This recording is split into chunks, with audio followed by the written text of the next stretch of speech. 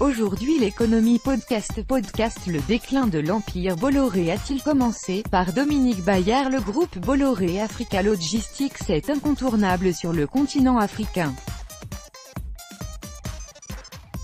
Eric Pierremont, AFP. Le reportage télévisé consacré à Vincent Bolloré diffusé il y a 2 ans dans Complément d'enquête sur France 2 est-il diffamatoire? La justice tranche ce mardi. Depuis quelques mois, l'empire industriel construit par le milliardaire breton encaisse une série de déboires économiques ou judiciaires. Ces multiples avanies suscitent beaucoup de questions sur la stratégie de ces fleurons du CAC 40. Le dernier épisode en date concerne les Autolib. Ces voitures électriques fournies par Bolloré en libre circulation dans les rues de Paris se révèlent un gouffre financier. La dette frôlera les 300 millions d'euros d'ici la fin du contrat en 2023. Le groupe Bolloré refuse de l'assumer seul. Vincent Bolloré, selon un observateur préférant garder l'anonymat, considère un service de transport public quand il perd de l'argent et privé quand il en gagne. Il s'est d'ailleurs bien protégé dans la rédaction du contrat pour limiter sa responsabilité financière. D'où la guerre ouverte avec la mairie de Paris. Malgré sa dramatisation publique, ce dossier est le plus facile à solder. Les deux parties ont tout à y gagner. Dénoncer le contrat, comme Anne Hidalgo en fait planer la menace, fera peser les pénalités sur le contribuable. Vincent Bolloré de son côté a besoin de ce contrat, c'est la vitrine mondiale de ses Blue Cars, des voitures électriques aux batteries au lithium solide, une technologie que le Breton est à peu près le seul au monde à promouvoir. En revanche, les ennuis de Canal+ sont plus compliqués à régler. La chaîne vient de perdre pour 2 ans les droits du foot de la Ligue 1. Cet accident industriel pourrait lui coûter 2 millions d'abonnés. Alors que l'érosion de son audience l'a déjà contrainte à diviser le prix de l'abonnement par 2 pour retenir les clients. La fin des Guignols annoncée il y a quelques jours est venue confirmer l'acte de décès de l'Esprit Canal, l'ADN de cette chaîne payante que Vincent Bolloré a progressivement vidé de sa substance en imposant sa férule.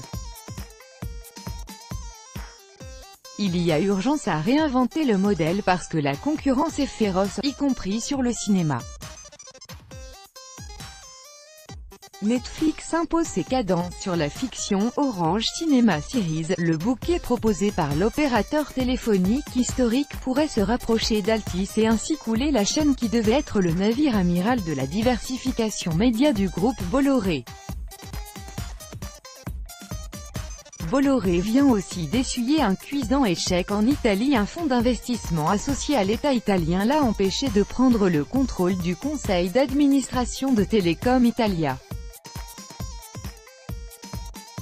Alors qu'il comptait justement sur cette prise de pouvoir pour faire pression sur Orange, pour le contraindre à s'allier avec lui plutôt qu'avec SFR.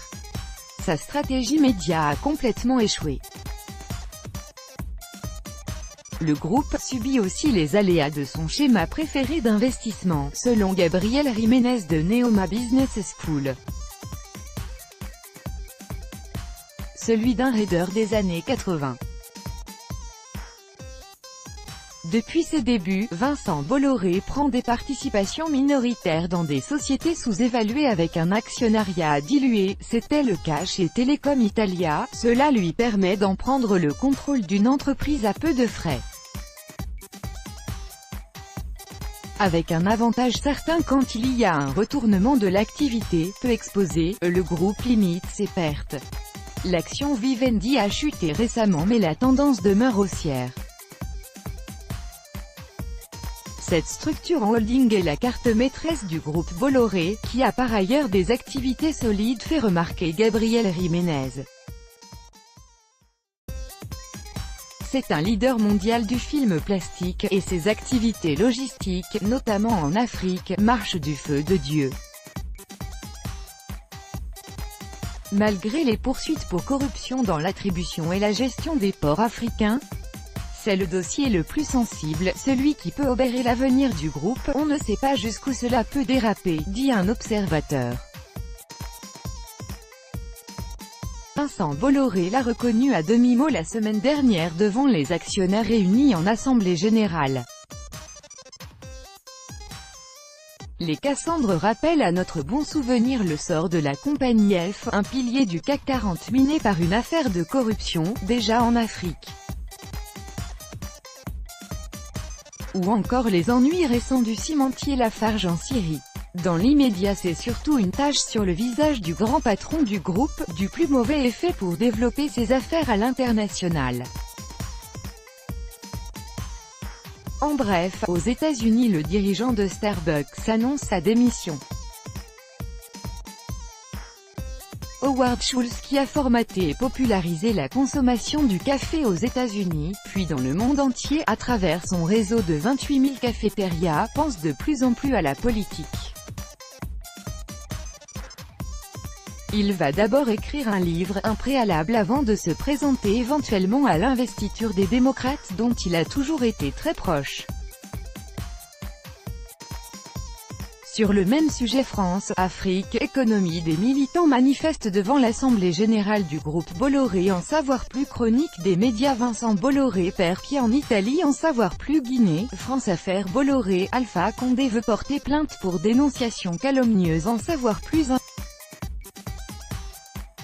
Suivant, dernier, pourquoi le boycott marocain déconcerte les autorités au Maroc? Les salariés de Danone ont manifesté cette nuit devant le Parlement.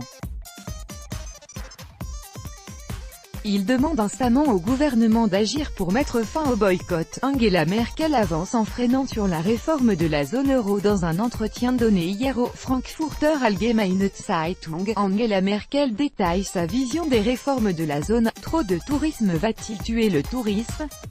De plus en plus de villes ou de pays prennent des mesures pour limiter le nombre de visiteurs. C'est le cas de la ville d'Amsterdam aux Pays-Bas. L'Italie sème la panique sur les marchés. La crise politique en Italie a provoqué hier un vent de panique sur les marchés européens. Ils ont tous terminé la séance en baisse. La diffusion télé du foot, nouvel enjeu du bras de fer entre le Qatar et l'Arabie Saoudite. Le bras de fer entre le Qatar et ses voisins du Golfe se déploie maintenant dans la sphère du foot business. La chaîne qatari Bein Media qui a l'exclusivité. Pourquoi la chute de la monnaie turque est préoccupante pour le président Erdogan après la dégringolade de la livre turque? Le vice-premier ministre en charge de l'économie est aujourd'hui envoyé à Londres pour rassurer. 1, 2, 3. Suivant, dernier plus grand que